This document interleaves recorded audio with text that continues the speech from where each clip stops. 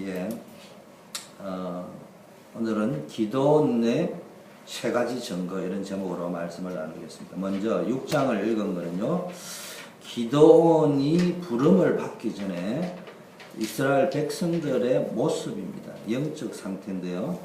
사사기 6장 1절에 보면 이스라엘 자손이 또 여호와의 목전에서 악을 행하였으므로, 늘 반복되어지는 이스라엘 백성의 불신앙의 모습입니다.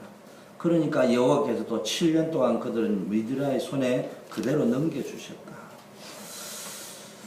이게 반복되고 있습니다. 오늘날 우리도요, 신앙생활을 하면서요, 이미 우리가 예수 그리스도를 영접했습니다. 그러면 우리는 가나안에 들어온 거나 마찬가지요. 그러면 이제는 무엇을 배워야 되느냐? 예수 그리스도를 영접하고 난 다음에는 우리는 예수 그리스도를 영접하는 순간에 애국과 같은, 바로 손과 같은 사단의 손에서 하나님이 떠난 문제, 인생의 문제, 세상 문제 다 끝난 겁니다. 그리고 사단의 문제까지 다 끝났습니다. 그렇다면 이제 우리는 그 그리스도 이름으로 본 의인이 했다는 말은 홍해까지 걷는 거예요. 그러면 이제는 가나안 땅에 들어와 있단 말이에요. 가나안 땅에서 배워야 될 것은 뭐냐? 순종을 배워야 된다. 이렇게 이야기했습니다. 그런데요, 오늘 끝에 보세요. 너희가 내 목소리를 청종하지 아니하였느니라. 10절. 내가 너희를 이렇게 인도해냈는데, 애굽에서부터 광야로 홍해를 건너서 인도가 가나안까지 들어오게 했는데 너희가 내 목소리를 듣지 아니하고 청종하지 아니하고 순종하지 아니하고, 거기서부터 문제가 오는 겁니다. 여러분, 이 아침에 기도할 적에 우리에게 혹시 있는, 또 기도해야 되는 우리 성도님들에게 있는, 우리 교회에 있는 영적인 악순환을 끊어버리는 날이 되어야 될 줄 믿습니다. 가치 기준이요, 하나님의 말씀이 아니고 늘 자기 기준으로 살아가니까 영적인 혼돈이 와버린다. 결과 어떤 일이 벌어졌냐? 미디안 사람들의 압제를 7년 동안 당했다. 여호와께서 7년 동안 그들을 미디안의 손에 넘겨줬다. 그러니까 동안 계속 또 앉아 또 고통 속으로 들어가는 거예요. 사사기 6장 2절에 보니까 어떤 고통입니까? 늘 불안과 공포 속에 살아야 됩니다. 이게 미디안 손을 이기니까 이스라엘 자손이 미디안 때문에 산에서 웅덩이나 굴과 산성들을 자기들을 위하여 만들었다. 이 말이 뭡니까? 늘 도망갈 궁리해야 되고요. 자기 생명 보존을 위하여서 뭔가를 준비해야 됩니다. 그러니까 오늘날 우리에게 적용하면 교회에 와가 예배 드리러 와가 앉아가지고도 또 예배 드리는 순간에 또는 실컷 은혜 받고 나가지고 뭔가를 또 일을 하려고 하다 보면요, 여기에 잡혀버립니다. 도망가야 되고 생명 보존해야 되고, 어떤 사람은 예배에 앉아가지고 은혜 받을 생각은 안 하고 늘 내가 어떻게 살 것이냐, 거기에 잡혀버리면 은혜를 못 받습니다. 늘 불안합니다. 신앙생활이 잘 안 되는 사람은 가만히 살펴보세요. 뭔지는 모르지만 자기 생각이 많아요. 복잡해요. 그렇습니다. 심플해야 됩니다. 저는 원래 간단한 걸 복잡하게 말하는 스타일입니다만은, 그러나 생각은 심플합니다. 하나님 믿어야 되지 내 인까지 되는 게 아니고 간단해야 됩니다. 자꾸 고민합니다. 하나님 앞에 딱 서면 되는데요, 늘 사람 앞에 섭니다. 워낙 자기 현실 집착이 강하니까요, 영적인 집중이 안 된다. 요 체질을 안 끊어버리려고는요, 성경 박사가 되고 뭘 안다리가 돼도 안 되는 거예요. 뭐 해야 됩니까? 빨리 하나님 앞에 서는 훈련이에요. 영적 집중하는 훈련이에요. 하나님 앞에 선다는 말이 뭡니까? 하나님의 말씀을 들어야 됩니다. 순종해야 됩니다. 오늘 보니까 미디안으로 말미암아 자기들을 위하여 뭘 만들었다. 어디에서, 그죠? 쉽게 말해 자기 중심을 버릴 수 없어요. 나의 미디안을 안 버리면요, 나의 미디안이 뭡니까? 여러분의 미디안이 뭡니까? 우리 성도님들의 미디안이 뭡니까? 건강입니까? 물질입니까? 자신 문제입니까? 어떤 문제입니까? 나쁜 습관입니까? 이런 것 때문에 나의 미디안이라는 말은 나에게 때만 되면 찾아오는 재앙이 있다니까. 그게 뭐냐 이 말이에요. 근데 이제 만날 이제 그게 하도 당하면서도요, 본인들은요, 왜 그 문제가 오는지를 진단을 해야 되는데, 그걸 안 하고 자꾸 그 문제를 내 힘으로 해결하려니까. 그러니까 예수님의 이름을 부르면은 그 나의 미디안 문제가 해결되는 줄 압니다. 맞죠? 부르면 해결되어지는데, 해결되기 전에 뭐가 먼저 온다는 말이에요? 말씀이 먼저 와 깨달아지는 거예요. 원인이 뭐냐, 이 말이에요. 하나님 버린 거. 하나님의 말씀 순종하는 거. 난 이렇게 열심히 하나님을 찾는데, 글쎄, 이스라엘 백성이 하나님 찾았다니까. 근데 자기 생각대로 찾았다니까. 자기 소견에 옳은 대로, 자기 방식대로, 자기 기준으로, 자기 생각대로 하나님 찾았다니까. 그래가 성전에다가 가나안의 우상들을 거다 집어넣고, 번제는 또 독으로 많이 지내고. 그랬어요. 늘 뭔가를 준비해야 되고요. 늘 불안하니까. 베드로전서 5장 7절 8절 너희 염려를 맡겨버려라. 버렸기 때문에 나는 없는 거예요. 이제 내가 가진 게 없어. 믿음을 굳게 하여 마귀를 대적하라 말씀했습니다. 사사기 6장 3절에 보니까요, 이스라엘이 파종한테 종자를 심은 때만 되면 희한합니다. 때만 되면 쳐들어옵니다. 딱 그 때만 되면 쳐들어옵니다. 뭐가 좀 어떻게 신같이 사단이 진짜 하는지 절묘한 타이밍이에요. 팍 또 치고 들어옵니다. 이게 재앙의 세력입니다. 나의 미디안, 나의 아말렉, 나의 동방 사람들. 그 아말렉과 미디안과 동방 사람들이 치러 올라온다고 합니다. 언제? 이스라엘이 파종해가지고 씨앗을 심어 놓으면은 그 열매 좀 맺을사 싶으면은 신앙도요, 조금 이제 씨앗이 뿌려져 가지고요, 신앙이 자라가지고 열매 맺는 신앙이 될 상식을 치고 들어와가지고요, 뿌리채 뽑아버리고 늘 그럽니다. 근데 보면 참 우리 성도님들 너무 안타깝다. 그 어쩜 이렇게 성경대로 사는지, 성경대로 순종을 해버리면 하나님 축복받을 겁니다. 성경에 나와 있는 사단에 당하는 그 공식 통로대로 쫙 하나님 인도받는 통로는 다 놓치고 사단 인도받는 통로는 귀신같이 알고 따라요. 보세요. 죽으라고 수고해 놓으면요, 이제 돈 좀 되려고 하고 열매 좀 내려고 하고 결실 좀 맺으려고 하고 하면요, 뭐도 어떤 현실 문제에 근본적인 악순환의 고리를 끊을만 하면요, 이게 또 이제 미디안, 동방, 아말렉 쳐들어와 버립니다. 철천지 원수 같은 아말렉. 미디안이 뭘 상징합니까? 이스마엘을 상징합니다. 언약 없는 이런 것들 때문에. 아말렉이 뭡니까? 이스라엘 백성 뒤통수 끝까지 사단의 세력을 이야기합니다.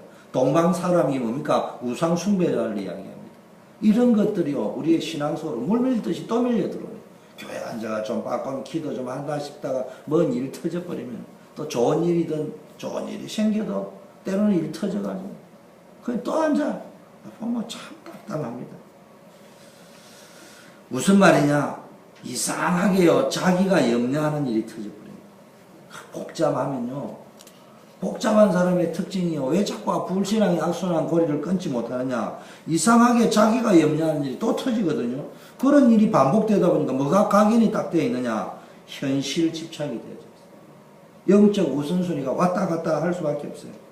천명, 소명, 사명이라는 단어는 알지만 절대로 일심, 전심, 지속할 수가 없는 체질이 굳어져 있습니다. 이런 각인 체질 때문에 오는 삶의 악순환이 오랫동안 반복됩니다.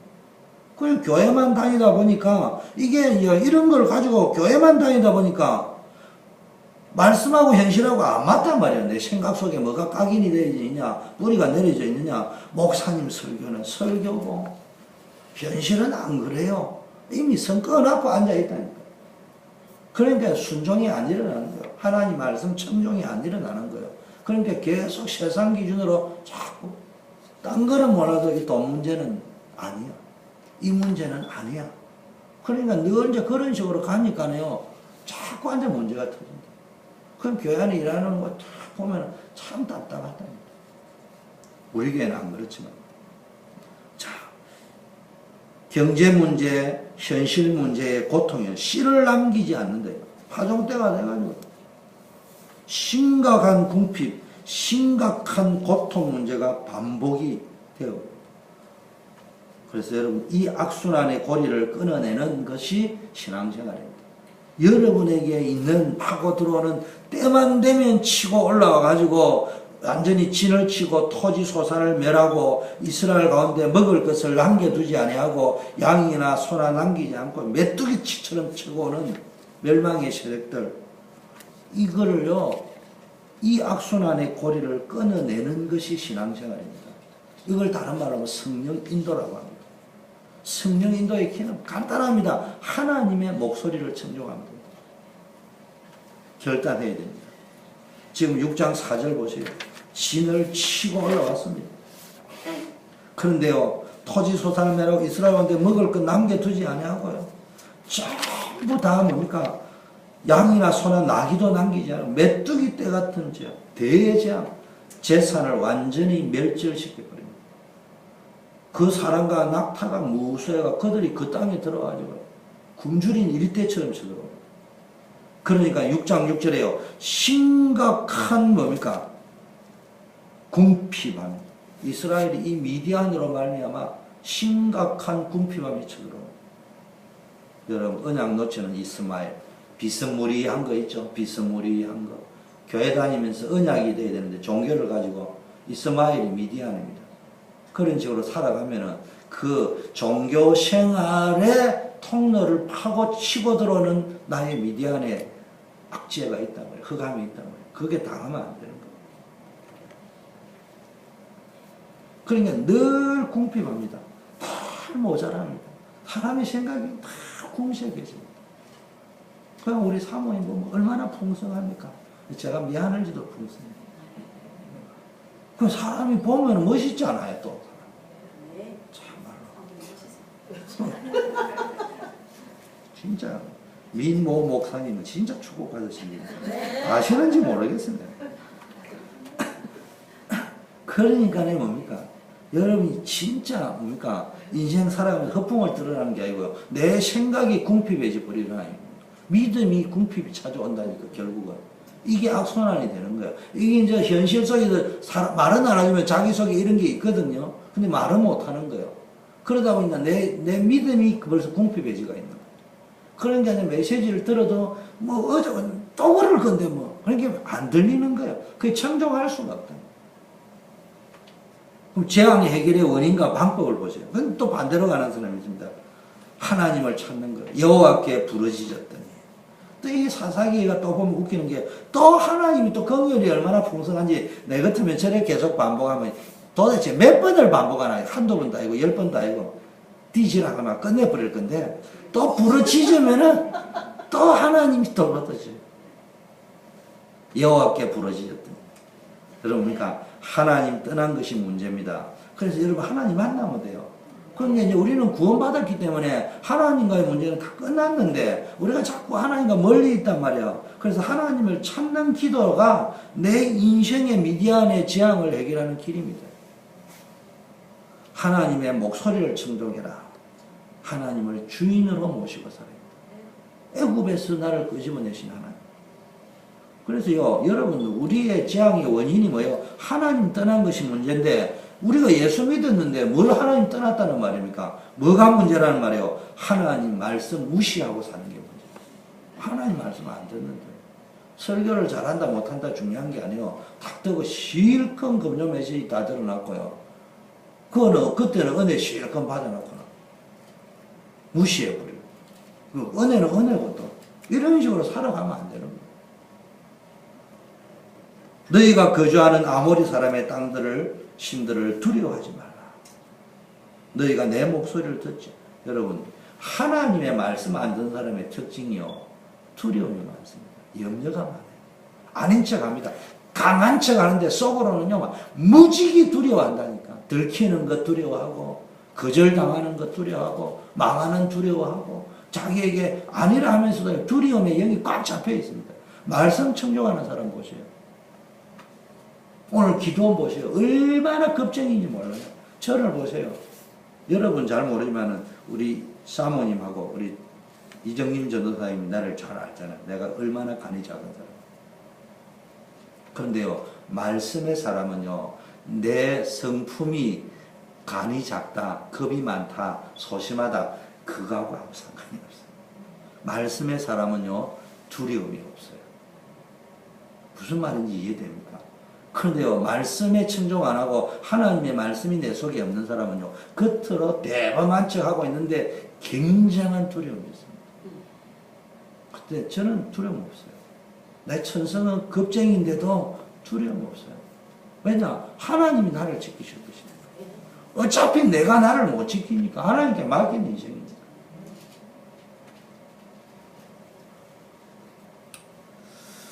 가장 근본적인 해결책이 뭡니까? 6절부터 쭉 읽었다. 하나님 내 목소리를 청종하지 않는다고 하면서 말씀할 적에 앞에 하신 말씀이 뭡니까? 내가 애굽에서 너를 인도해낸 하나님이다. 광야에서 너를 지키고 보호하고 했던 하나님이시다. 가나안 땅에 건너 들어올 적에 너를 이끌어가지고 가나안의 모든 것을 끊고 가나안까지 들어오게 한 내다. 그런데 네가 여기 들어와 내 목소리를 아모리 땅을 다 쫓아냈는데 그들을 두려워하고 앉아있는 거예요. 가장 근본적인 해결책은 뭡니까? 하나님이 누구인지에 대한 확신을 가져야 됩니다.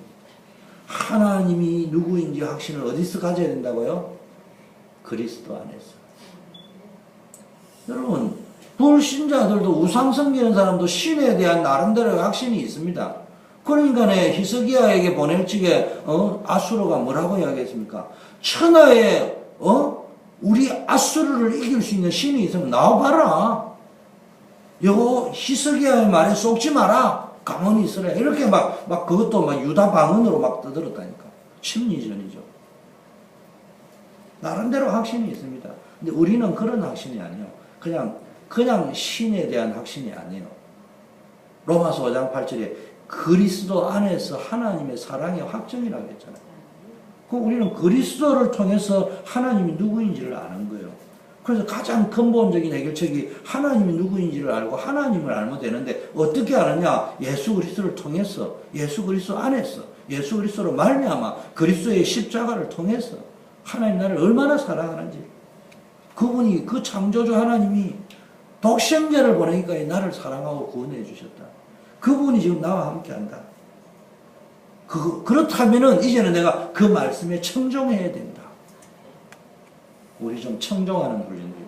그동안에는 청종, 순종 이런 단어만 쓰면 율법이잖아.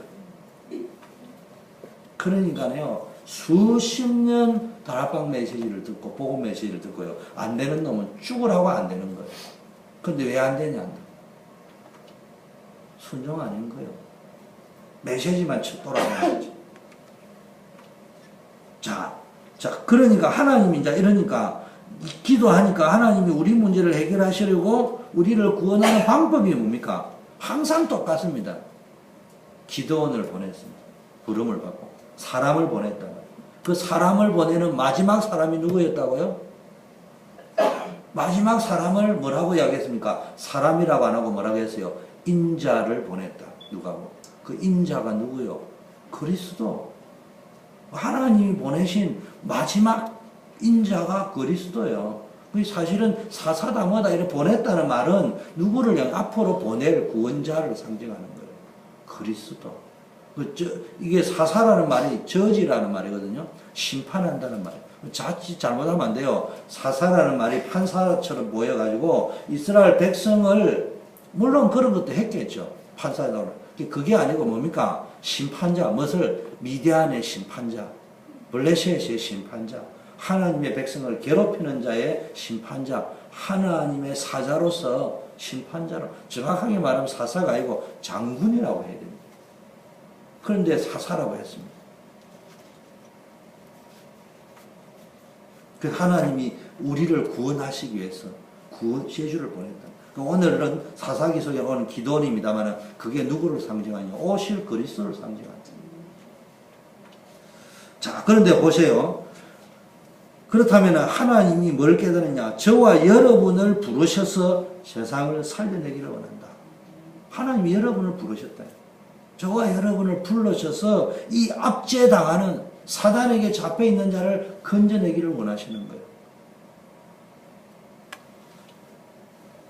그런데 오늘 보니까요, 우리는 기도원 300용사 이라잖아. 용사가 아니고 겁쟁이입니다.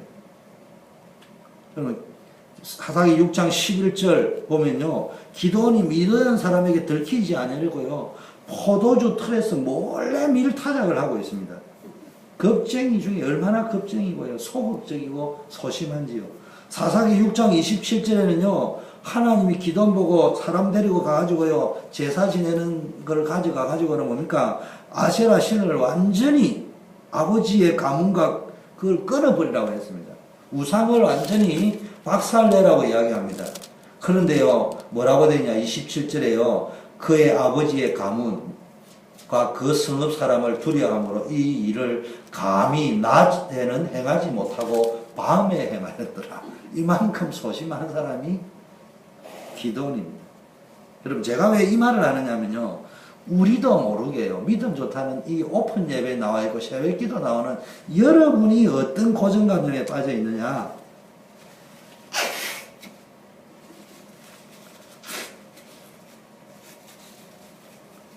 기도원 300용사 이 말 속에는요.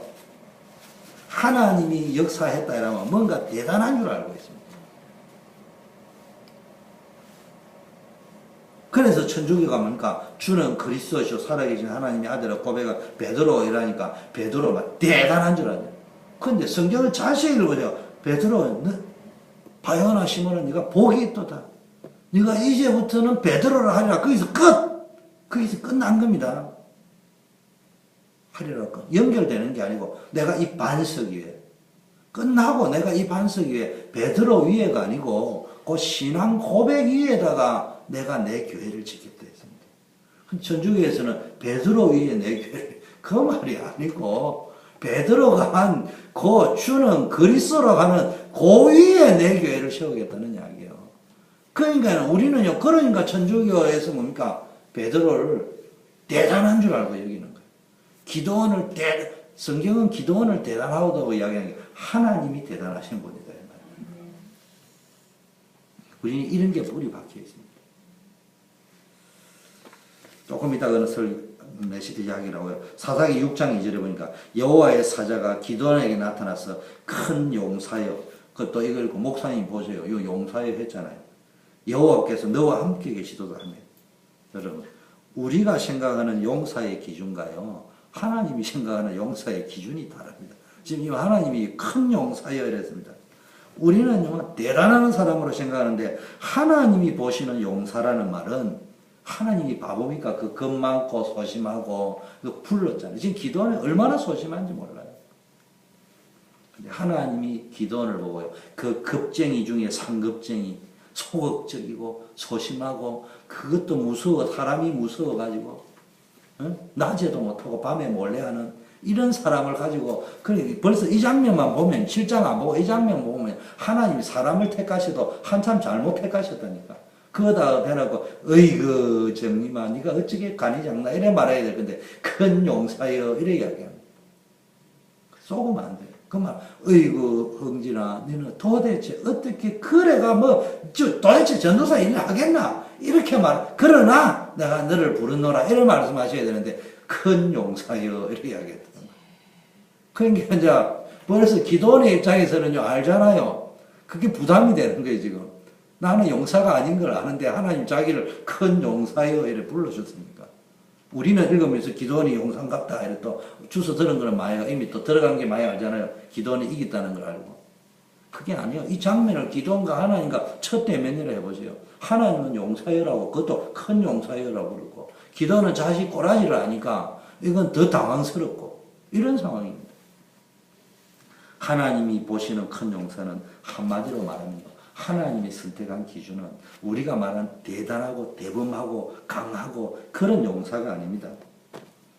하나님의 말씀과 하나님의 뜻에 순종할 수 있는 사람을 보고 용사라고 합니다.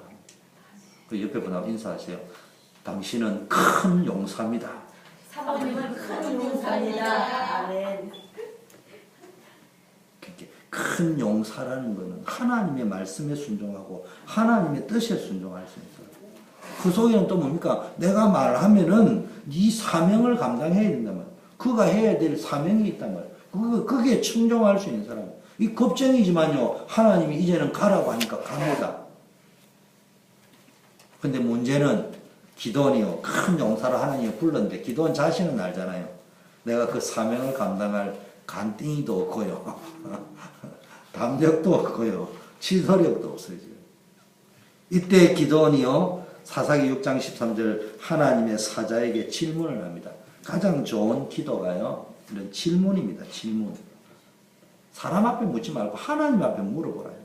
기도가 10분 집중이 안 된다. 나는 이해가 안 돼요. 내가 볼 때는 그 사람 기도할 게 많거든요. 하나님, 나는 왜 이렇게 요모양욕거립니까?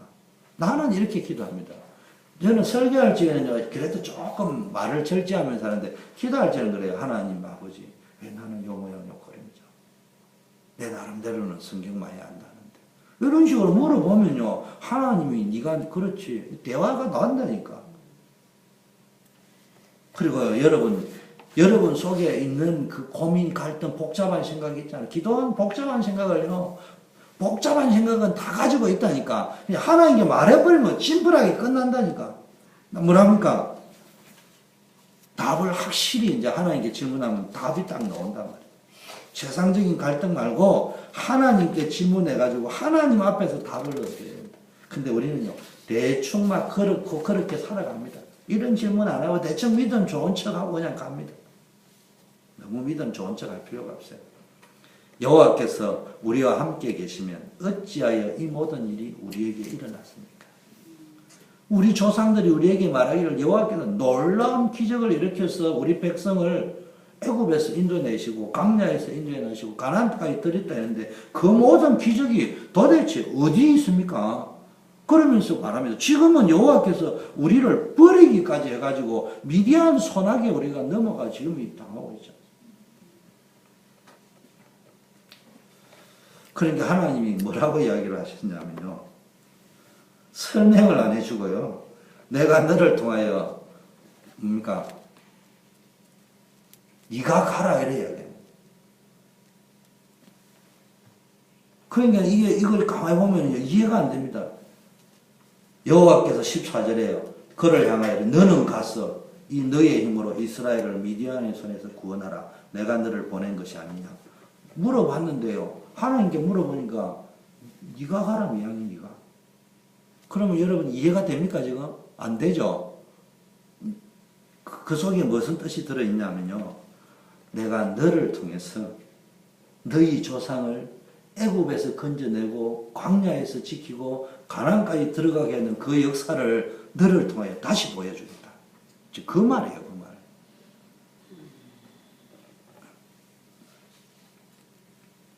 그래서 여호와께서 그를 향하여 너는 가서 너의 힘으로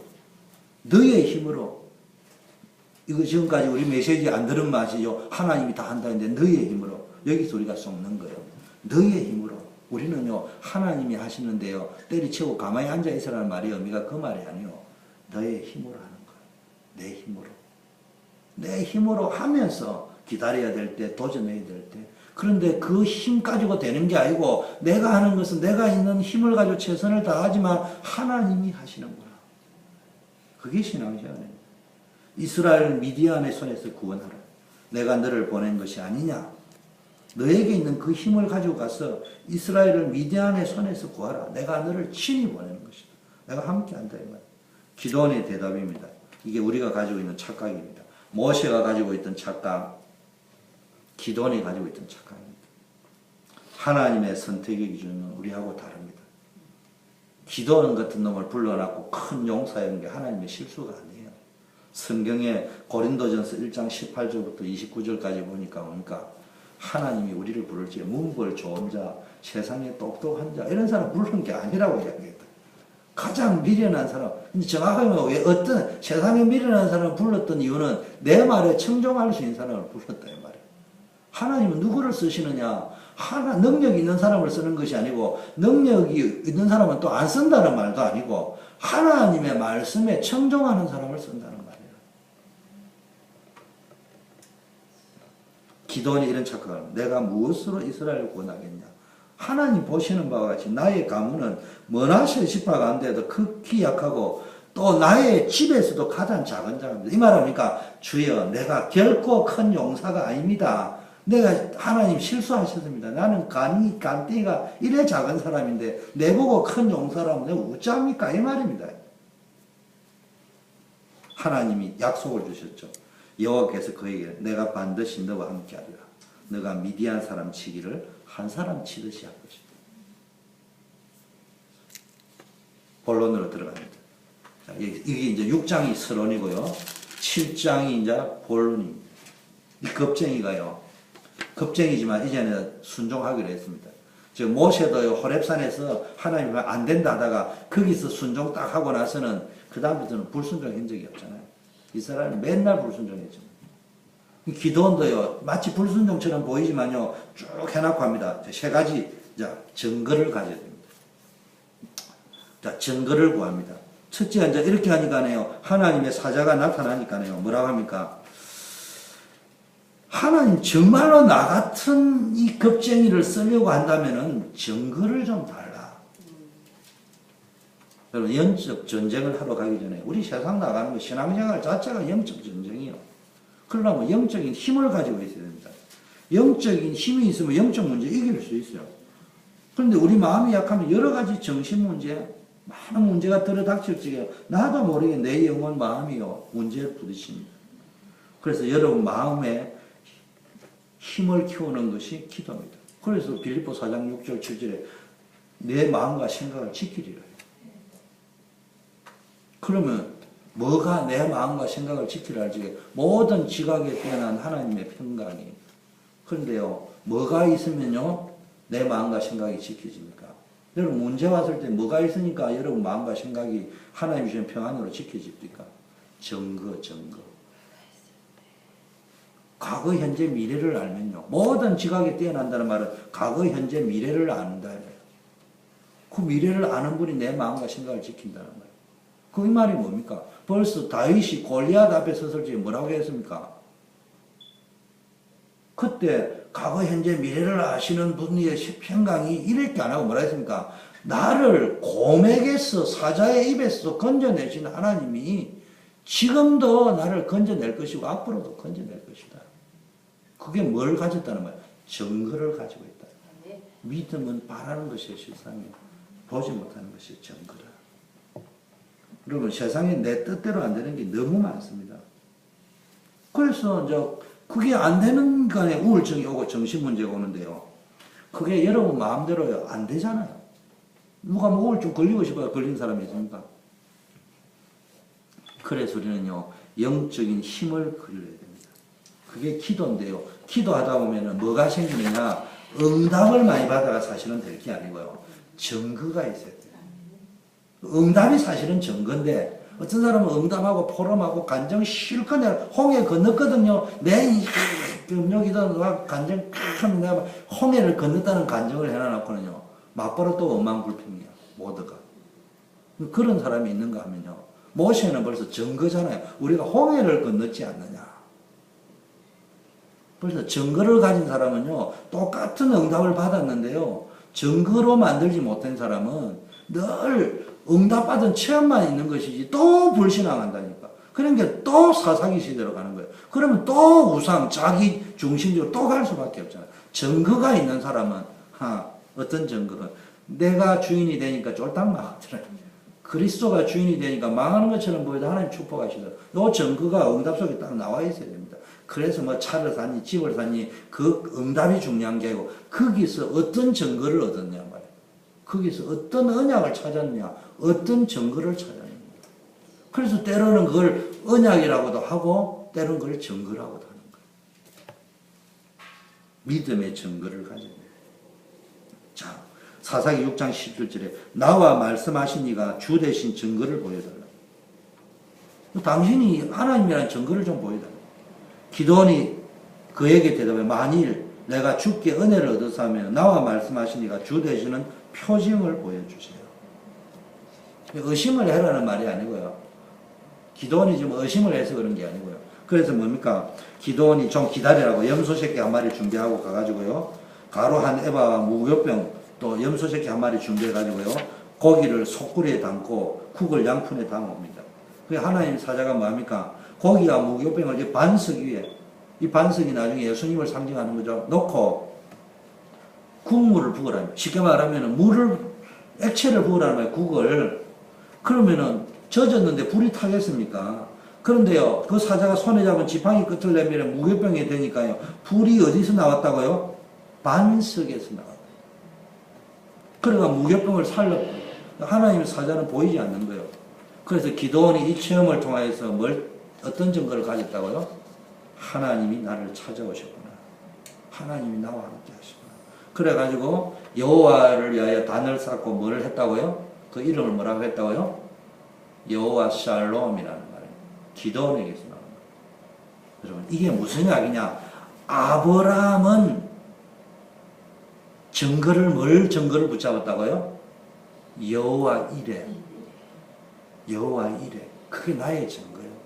그러니까 아브라함의 평생, 그러니까 하나님이 모든 걸 준비해 놓으셨구나. 그걸 어디서 창세기 22장에서 클라이막스로 깨달은 건데, 창세기 12장부터 사실은 불도 갈지게 하나님은 아브라함에게 뭘 보여주려냐? 나는 너를 위하여 모든 걸 준비해놨고 복의 근원으로 부르셨다 할지 다 준비해놨다는데, 아브라함은 아직도 모자라가지고 재산 다 가지고 오고 조카 다 끌고 오고 자기 준비 싹 다 했는데 자기 준비는 다 말아먹었잖아. 그 말입니다. 지금 기도원은 뭡니까? 자기는 아무 힘도 용기도 없습니다. 그런데요, 뭔 증거를? 하나님이 함께 하니까 이길 수 있구나. 여호와 샬롬, 평강. 이걸 증거를 잡아야 돼요. 그래서 로마서입니다. 나의 하나님, 나의 복음. 저는요, 어떤 분은 보니까 성실한 하나님을 만났다 이래 하더라고요. 제 후배 가운데 하나 백 목사님이라고 계신데, 그분은 순장님, 저는요 성실한 하나님, 그분은 굉장히 성실해요. 얼마나 성실한지 몰라요. 근데 저는요, 제가 만난 하나님은 어떤 하나님이냐? 저의 증거가 있습니다. 저는 시편 51편 10절에 하나님이여 내 속에 정한 마음을 창조하시고 내 악에 정직한 영을 새롭게 하소서. 제가 이 구절을 읽으면서요, 쳤습니다. 나의 하나님은 정직한 하나님이시다.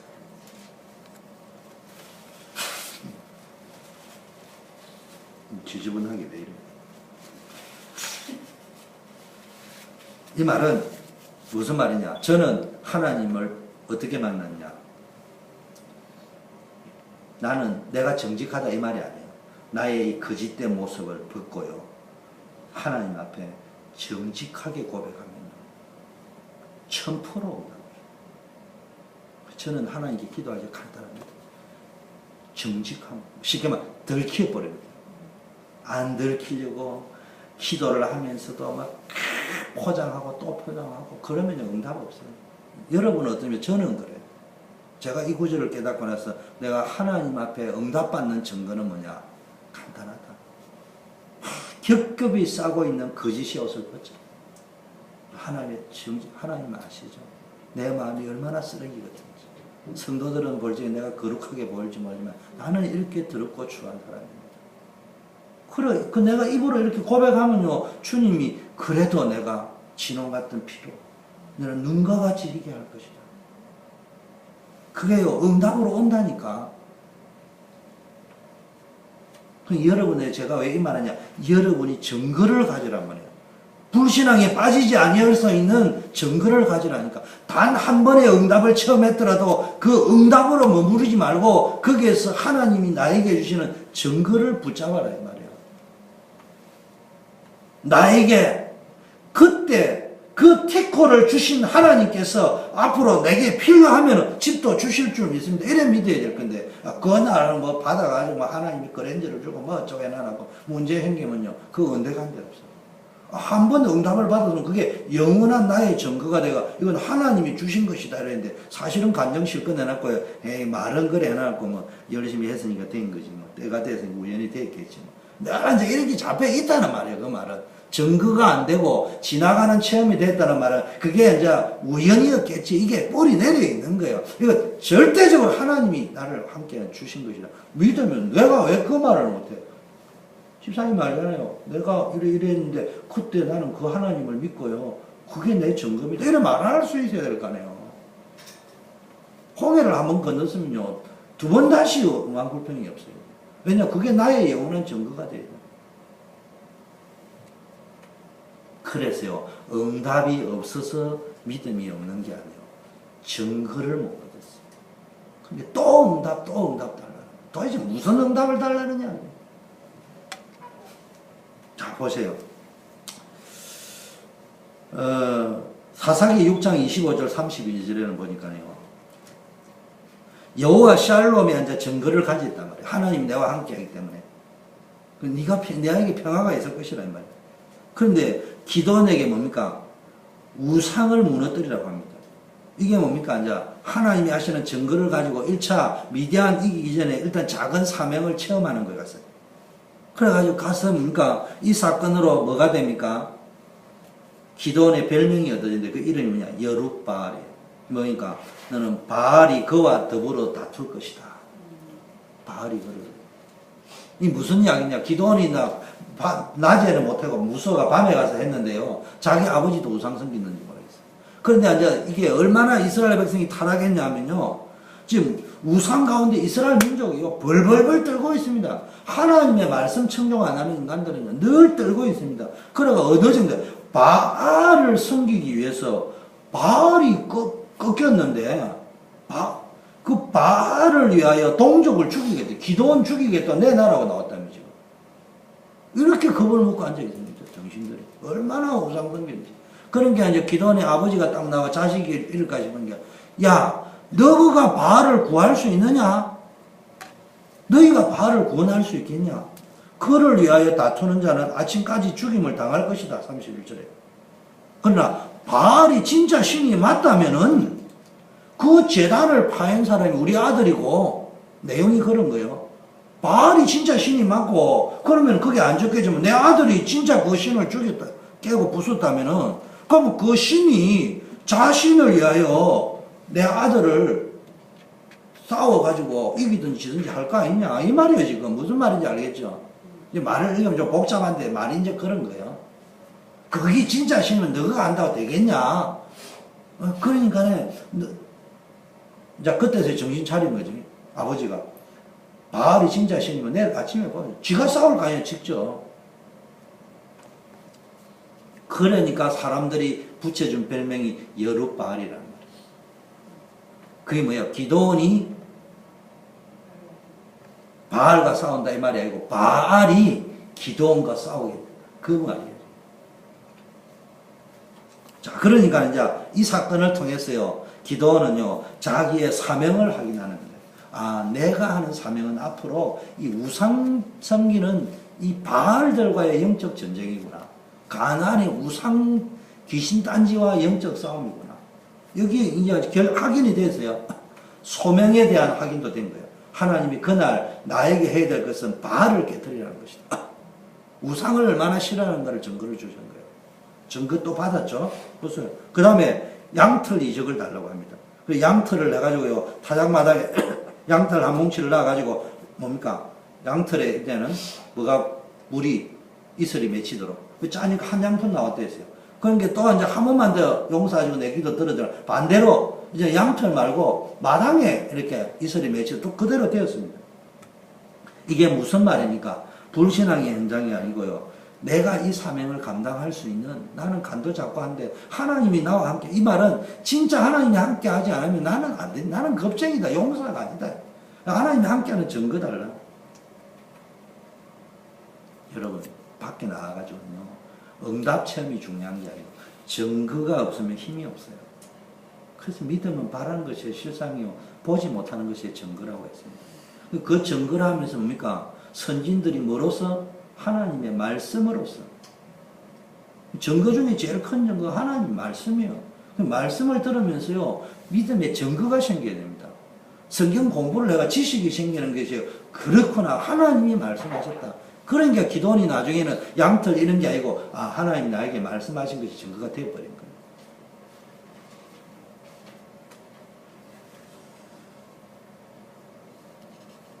그래서 지금 기도원이 뭘 이야기합니까? 말로 하자면은 지금 나에게 증거 달라는 말은 출애굽 때 모세, 여호수아, 갈렙에게 주었던, 우리 조상에게 주었던 걸 달라고 합니다. 그래서 이 증거를 가지고 나와. 그래서 여러분 첫 번째 증거는 내 자신에 대한 증거입니다. 하나님이 나와 함께하고 나를 사용한다는 증거. 알겠죠? 하나님이 나와 함께 하시고 나를 전도사로 목사로 쓴다는 증거가 있어요. 설교할 때 잘하려고 하는 것이 아니고요. 설교를 잘하려고 하지 말고 뭐를 하면 되니까 하나님이 나를 부르셨다. 그 앞에서 메시지 하면 되는 거예요. 두 번째, 하나님의 계획이면은 하나님이 행하신다는 증거를 붙잡아요. 두 번째 증거는 이게 하나님의 뜻이 맞냐? 첫 번째 증거는 내가 하나님의 사람 맞냐? 하나님 나를 쓰는 거 맞냐? 그 증거를. 두 번째는요, 이게 하나님의 계획이 맞냐? 하나님의 계획이 맞으면 하나님이 하신다. 그래서 미디안과 결심하고요, 군사를 모집했는데 몇 명이 모였다고요? 32,000명이 모였어요. 세상적으로 보면요, 벌써 32,000명 가지고도 지금 미디안하고 안 되는 거예요. 여러분 잘 아셔야 됩니다. 세상 숫자를 가지고 보면 아직도 모자라는 숫자라니까. 더 필요한 숫자라니까. 근데 하나님은 기도원에게 이해가 안 되는 말씀을 합니다. 너무 많다. 그래서 미디안을 너희 손에 안 붙이겠다. 왜냐? 너네들이 이스라엘이 나를 거스려 스스로 자랑하기를 내가 똑똑해가지고. 한국교회 병폐가 뭔 줄 알아요? 보세요. 간증 들어보세요. 우리 다락방이 그런 게 아니고, 이 다락방도 복음의 혁신은 했지만요, 쭉 간증을 들어보면요, 간증 비스무리 설교나 저를 포함해가 들어보면요, 한국교회 물을 그대로 따라갑니다. 내가 말이야! 그래서 우리 교회가 5만 명 됐어. 10,000명 됐어. 성도들도 말합니다. 목사님이 때가 내고 그 교회가 5만 명 됐어. 그 말은 너무 토잡아. 내가 시비 걸려고 하는 건 아니고, 더 깊은 이야기를 하잖아요. 우리는 그런데 이렇게 관심이 더 많이 가는 거예요. 찌릿찌릿해 오는 거예요. 오늘 보니까 그래서 기도원을 또 300명을 또 용사들이라고 하잖아요. 용사가 아니라는 걸 지금 보여줘요. 야, 32,000 중에 두려워 떠는 자 돌아가라. 그럼 돌아간 사람이 누구냐? 22,000명이라고. 남은 자 몇 명이라고요? 1만 명 남았습니다. 1만 명 중에서 가가지고 내 시킨도 물 좀 떠먹게 해라라니까요. 물을 이렇게 떠먹는 사람이 있고 막 꿀꺽꿀꺽 막 대가리 쳐박고 마시는 사람이 있습니다. 어느 분이 설교를 했습니다. 이렇게 마시는 사람은 경계심이 있어가지고 전쟁을 수행할 수 있다. 그래서 내가 듣고 소설을 쓰고 앉아있다. 맨날 그냥 한국 교회나 세계에 흐르는 그냥 막 위대한 사람인 컴플렉스 그거 들어가 이 사람들 대단하다. 이렇게 대단한 게 있어가 움켜쥐고 막 이렇게 싸울 준비가 되어 있는. 지금 기도원 7장은 그 말을 이야기하는 게 아니에요. 너네들이 지금 쓰는 거는 쫄장부들만 썼습니다. 이게 경계심이 있는 게 아니고 간땡이가 작아가지고 맞아 죽을까 싶어서 물 먹는데도 저기 오지 않을까 겁먹는 사람들이 골라. 꿀꺽꿀꺽 마시는 사람은요, 그나마 그 정도 용기라도 있어. 지금 저기 오면 어찌할 건지도 모르고 막 물부터 마시는 그런 사람들 쉽게 말하면 간 큰 놈도 다 돌려버렸어. 간 작은 놈만 불러 모아놓은 게 기도원의 간 작은 300명만 불러 모아놓은 거지. 무슨 이야기냐? 너의 힘으로 이기는 것이 아닌 걸 보여줘요. 하나님은 이걸 원하신 거예요. 하나님 영광받 너의 힘이 아니고 그리스도의 힘으로. 우리 교회는 그리스도의 힘으로. 여러분이 입만 열면 복음, 입만 열면 그리스도, 입만 열면 하나님의 능력으로 되었다. 우리가 무조건 아무것도 안 하고 하나님께 맡기라는 게 아니에요. 아까 네가 가서 해라고 했잖아. 네 능력으로, 네 힘으로, 힘을 다해. 나에게 증거 있는 사람은요, 하나님의 뜻이면 하나님이 하신다는 증거를 붙잡고 내가 최선을 다할 수 있는 거예요. 너의 힘으로, 이 말입니다. 네 재주로 해라 이런 말이 아니고요. 하나님의 뜻이 맞다면 하나님이 하시기 때문에 내가 할 수 있는 거예요. 그래서 사사기 7장에 하나님이 너희 힘으로 이겼다고 자랑하거나 교만하지 않도록 내가 직접 한다는 증거를 보이겠다. 이게 7장 2절부터 쭉 나오는 말씀입니다. 여러분이 증거를 조금만 붙잡으면 무슨 말입니까? 하나님이 나를 부르셨다. 나를 사용하신다. 하나님 나와 함께 하신다. 이 증거가요, 챙기면은 하나님께 두 번째 보여주는 게요, 하나님의 계획을 보여줘요. 하나님의 계획은 헛다리 짚지 말고요, 정체성이 분명해요. 하나님 나와 함께 하구나. 하나님은 반드시 나를 주고, 여호와 샬롬! 여호와 샬롬이니까 나와 함께 하시는 하나님. 그분이 함께하면 나는 평하다. 평안이다. 누림이다. 이게 딱 답이 딱 나오니까 하나님의 계획. 하나님의 계획이 맞다면 당연히 그대로 성취될 거 아닙니까? 아무도 막을 수 없습니다. 역사를 보세요. 강대국이 로마가 결국 초대교회 못 이겼습니다. 천주교가 마르틴 루터 못 이겼습니다. 키가 뭡니까? 숫자가 아니에요. 우리는 자꾸 숫자에 300, 그다 또 300용사. 성경은 그냥 32,000명, 10,000명, 300명을 지금 강조하는 게 아니고요. 하나님의 기준은 저와 여러분이 얼마나 컸냐, 많았냐, 이게 중요한 게 아니고, 정말로 이게 하나님의 계획이 맞냐? 하나님의 계획이 맞냐? 300명이라는 것은 뭡니까? 숫자가 중요한 것이 아니고, 그래도 놀고 있으면 안 된다, 이 말이에요. 하나님이 하셨지. 그 이야기. 하나님이 하시면 300명도 필요 없지. 가만히 기도만 하면 되지. 그렇잖아요. 그런데요, 보세요. 사사기 7장 9절에. 그래도 두렵거든. 미디안 진영으로 들어가 버린 게. 미디안 진영에 가보니까 미디안 군사들이 하는 말을 가만히 들으니까요. 적들이 겁먹고 있는데 가만히 들어보니까요. 이게 하나님 주시는 증거야. 그래서 돌아와가지고 뭡니까? 하나님의 뜻이 확실하다는 증거를 가지고요. 이게 불신앙으로 보지 말고요. 어쨌든 뭘 찾아낸 거예요, 기도원이. 이게 이 미디안과의 싸움은 하나님의 뜻이다. 이걸 찾아냈단 말이에요. 방법을 먼저 찾아낸 게 아니고요. 그래서 하나님께 경배했다고 했잖아요. 그리고 이스라엘 진영으로 돌아와 일어나라.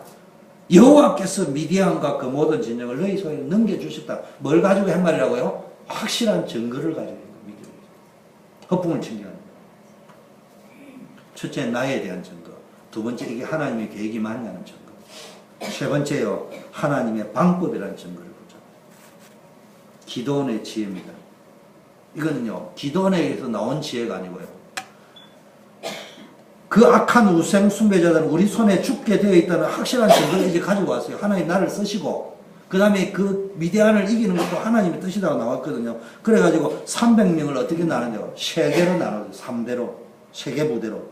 그리고요, 각 사람의 손에 나팔과 빈 항아리 안에 횃불을 줬습니다.